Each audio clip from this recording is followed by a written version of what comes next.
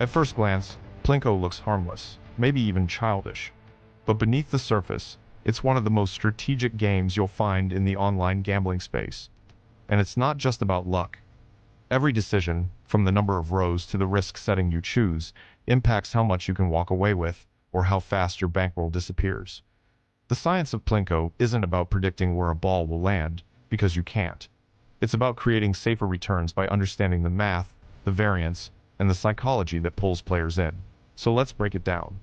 When you first load up Plinko, the interface gives you choices before you even drop your first ball. You select the number of rows, usually ranging anywhere from 8 to 16, and you pick your risk level, low, medium, or high. These aren't just cosmetic options. They're the foundation of the entire game. Most casual players don't even think about them. They just click and drop. But those who take the time to understand what each choice means end up with longer play sessions, steadier profits, and fewer wipeouts. Start with rows. Rows are the foundation of Plinko. The more rows you choose, the more pegs your ball has to bounce through. With fewer rows, like 8 or 10, the ball has fewer opportunities to drift sideways, which means outcomes are more concentrated toward the center multipliers. That translates into smaller variance. Most of your drops will cluster around the middle, hitting low multipliers over and over. On 8 rows, for example, you'll often see results around 1.2x, 1.5x, sometimes 2x. It feels predictable, even safe, but it also means you're rarely hitting anything exciting. Now, compare that to 16 rows. At 16, the ball has more time to scatter, the board is wider, the sides are further apart, and that means two things: more variance and a higher chance to hit extreme multipliers, both positive and negative. You'll still see a lot of 1.1x or 1.2x multipliers, but every so often, the ball will veer dramatically and land in a 9x, 15x, or even a 1000x slot, depending on the settings. The rows don't just change how far the ball can travel, they change how much risk and excitement you're signing up for. But rows alone don't decide your fate. The real hidden lever in Plinko is the risk setting. This is where most people misunderstand the game. The low-risk option compresses the board, placing safer multipliers across the slots. The farthest left and right slots may only pay something like 5x or 10x at best, while the middle is packed with 0.5x, 0.9x, or 1x. That means you can drop hundreds of balls and rarely see huge swings. It's like playing Plinko with a safety net. You won't go broke quickly, but you won't get rich either. Medium risk is where the balance starts to shift. The side slots climb higher, maybe 15x, 25x, or 50x, while the middle still offers a decent spread of small multipliers. You'll start to see more volatility here. A few drops can tank your balance if they hit 0.2x or 0.5x repeatedly. But every so often, the ball will drift into a 25x or 50x, covering your losses in one hit. Medium risk is what many players gravitate toward because it feels like the perfect middle ground. And then there's high risk.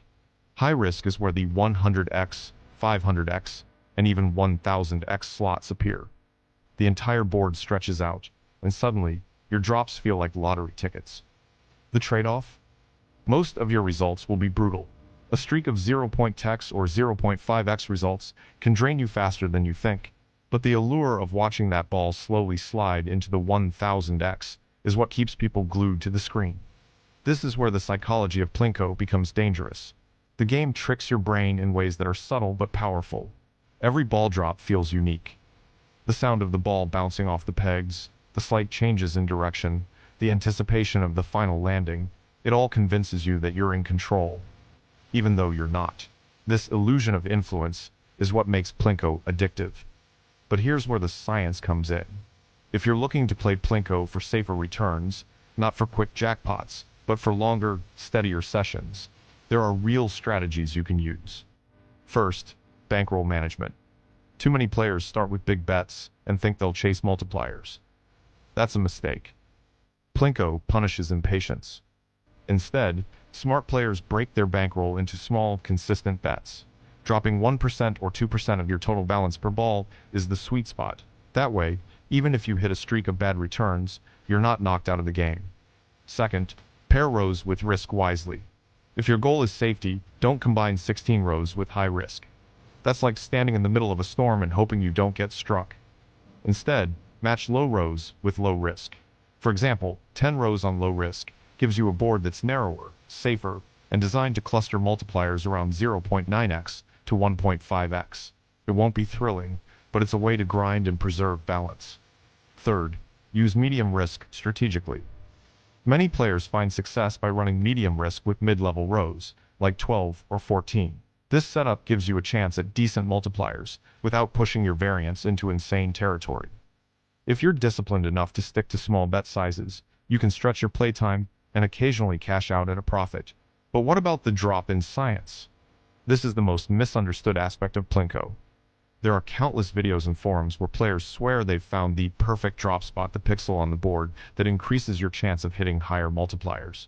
They'll tell you to drop left, right, or dead center. But the truth is, modern Plinko games online use algorithms designed to mimic randomness. There's no human skill in timing or placement that changes the outcome. However, there is still a kind of drop science you can use: statistical science. Instead of looking for the perfect spot, track your results over dozens, even hundreds of drops.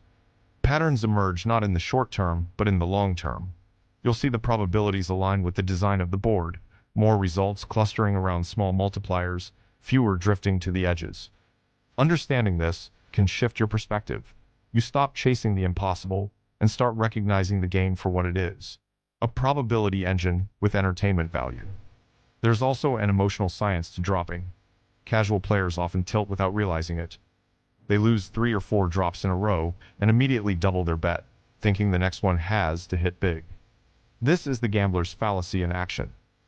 In Plinko, every drop is independent. There's no memory, no correction, no balancing act that guarantees you a big hit after losses. Safer players ignore the tilt and stay disciplined. And that brings us to one of the smartest strategies you can use in Plinko: setting cash-out goals. Too many people play until their balance hits 0. Safer players set a win limit. Maybe it's doubling their money, maybe it's a smaller percentage like 20%.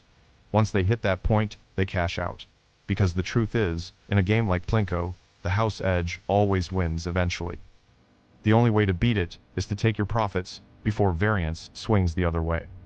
Think of Plinko less like a slot machine and more like controlled volatility. If you respect it, you can walk away with steady returns. If you chase it, it will eat your bankroll. The rows, the risk levels, the drop patterns, they all matter. But discipline matters more. The bottom line is simple. Plinko is designed to look like chaos, but it follows rules. If you want safer returns, learn the rules, play within them, and resist the urge to gamble recklessly. Use low risk and low rows for grinding. Experiment with medium setups for balance. Avoid high risk, unless you're willing to lose. And above all, set goals, stick to your limits, and don't let emotions control your drops. Because in the end, Plinko isn't about predicting where the ball will land. It's about predicting how you'll react when it does.